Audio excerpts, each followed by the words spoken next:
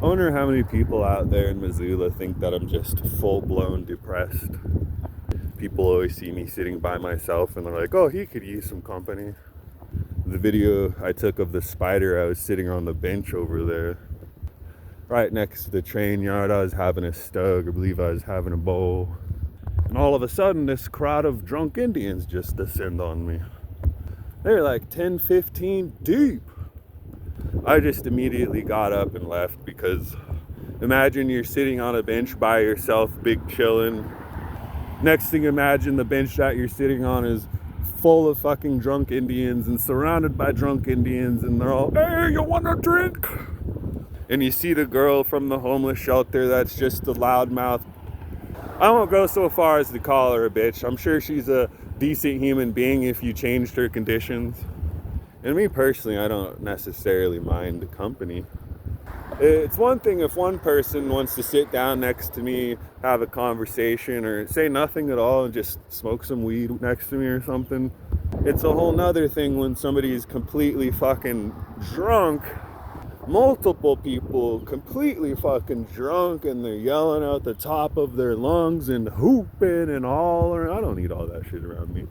Like, a whole crowd of drunk natives is not good company, to me at least. Native, when they're sober, they're pretty chill people, you know, but natives, when they're that drunk. And one thing we got to understand about Native Americans and alcohol is that these people aren't just drinking to have fun. These people are drinking to drown certain demons. There's a lot of people in America who don't know what generational trauma is because their families don't experience that. I can only imagine what it would be like being the descendant of somebody who was sent to a reform school, had the hair shaved off of their head, whipped, kicked, and beaten if they ever tried to speak their own language. Eventually these people would come back home, or many of them maybe not at all. You know, somebody's parents may have gone to reform school. One of my homies, he's not on TikTok, but that's what happened with, you know, his grandparents. They went to reform school. You know, somebody comes back from these reform schools and you're permanently traumatized, and then you have to raise children and you have to re-assimilate back into your community, but you never will the same way. And then you're mad at your fucking younger children because they don't speak the language, they don't know the traditions anymore, because that's how colonization works. It serves to sever you from your original cultural ties. Like Jizzledy Freak here, we're, you know, like African and I'm European, but I don't know the original European language from which I've descended from. I don't know the original African languages or customs that I descended from. I would say that I'm very much an American person. You know, I know English, I live in America, I understand American culture. And sometimes I don't understand American culture. You know, especially in 2025, American culture just seems like this foreign abstract concept anymore. You know, I think that the story of America started with good intentions. And somewhere along the way, America's growth got stunted. You know, 2025 America might as well feel like we've grinded ourselves to a screeching halt, you know?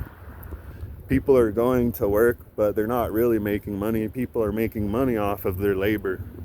You see, America, because the money that you make, you just end up giving back. Really, it's like the bill collectors are the slave masters, and they're making a shit ton of money off of you guys who keep paying those bills and bringing them that fucking wad of cash every month. The corporations are like a middleman to all these fucking money pimps. They're like, hey, you know, we'll help you out, but first you got to do this thing for us. And that's what I hate about American work culture, is that they really try to get the most out of a person for the least amount of money. Like somebody who's a cashier at a convenience store, you might as well be doing the job of like 3, 4, 5, 6 different people, but you're only getting paid for one. Like, I couldn't imagine the stress of having to check out fucking items for people while at the same time doing janitorial duties for the store, while at the same time trying to stock up the shelves on the store, while at the same time doing fucking inventory. And the people who work at convenience stores, they don't get paid shit. Let's be real here. For the amount of work that they actually have to do. And we want to talk about how a cashier isn't skilled work. And we don't think that juggling all of these fucking jobs at once is a feat worthy of a fair wage. A lot of Americans don't seem to understand that. A lot of industries are getting by purely on exploitation alone. They run skeleton crews, they pay pitifully low wages, and they expect you to do double, triple, even quadruple the work. And they like to sit here and pretend like you're the bad guy, like, oh, he just doesn't want to do the work of 5 people for the pay of less than 1. These goddamn workers are just so fucking entitled, aren't they? Think they deserve to eat, sleep, and be comfortable? Go fuck yourself. When my grandfather gave me a trust fund, he made me promise not to ever let a poor see 1 dime of it. And all these trust fund people out there sitting here talking about how hard they work, go fuck yourself. It's definitely not hard work to get a lump sum of money from your grandparents or your parents. Even the President of the United States didn't actually ever have to work hard. Sounds like he turned 18 and a huge amount of money was available for him, and he got a job at his daddy's company and got a fat fucking salary. And people want to seriously sit here and talk about how hard nepotism works. These people don't live the same experiences that we live, okay? You see, they don't ever have to look for a job. They don't ever have to negotiate for better wages. They don't ever have to wait on a fucking promotion. They don't ever have to build actual fucking skills. They don't have to ever have actual fucking knowledge. Because when you're rich like that, you just have a bunch of people around you waiting on you, hand and foot. You pay them to do it. And I think you're completely worthless if you have to pay somebody else to do something for you. And one thing, these people should be getting paid a fair wage. We like to think that fast food isn't a skill. Cooking is a skill, people. Because if there was a bunch of people in the kitchen that didn't know what they were doing and fucking shit up and burning the fries, you'd be like, oh, all I wanted was a fucking Whopper. Then you'd be bitching about how the workers don't have skills. Because Americans don't appreciate nothing these days. They just expect everything to be handed to them on a silver fucking platter. They expect somebody else to spoon feed this shit to them. They expect somebody to hold their fucking hand the whole way through and guide them through the process. Americans are so hopelessly dependent. The fact that society has made everything so convenient that we don't really have the ability to do things for ourselves anymore. How many men in a village used to know how to build a structure before they said, yeah, you got to pay to do that? Somebody else is going to build it for you, and we're going to build it to code. Imagine all of the creative structures we could have for living, but it's like, oh, it's got to be this boring square house. It's got to be this boring beige color. You have to live in this boring cul-de-sac. I think cul-de-sacs are some of the most depressing places to exist out there.